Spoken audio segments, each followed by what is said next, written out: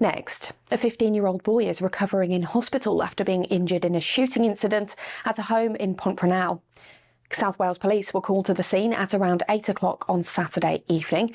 Officers confirmed the teenager's injuries are not life-threatening. No arrests have been made so far, and detectives say they are still working to establish what happened.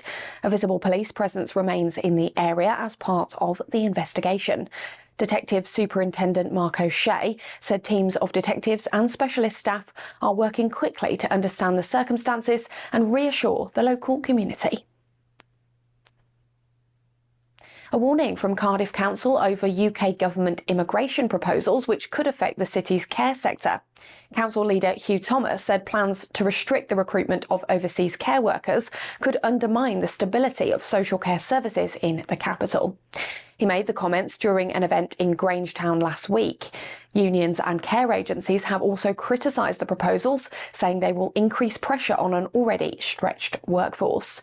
In response, the UK government said its new rules aim to prevent exploitation of migrant carers and ensure only genuine job offers are made under the new system.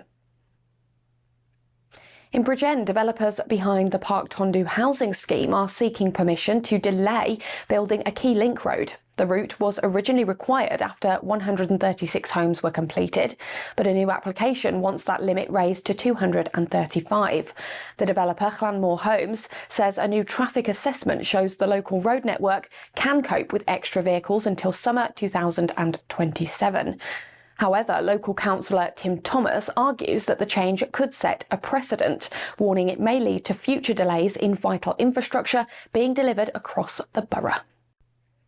A property in Bargoed could become shared housing under new plans. Applicant Craig Davies of Manti Group Consulting has asked for permission to convert 50 McDonnell Road into a house of multiple occupation for 5 tenants. Planning documents show the building is currently vacant and no public consultation with neighbours has yet taken place. The application is now out for formal public comment before a decision is made by Caerphilly County Borough Council. If approved, the Bargoed HMO would bring the total number of such licensed properties in Caerphilly County to 76, according to the local authority's housing register.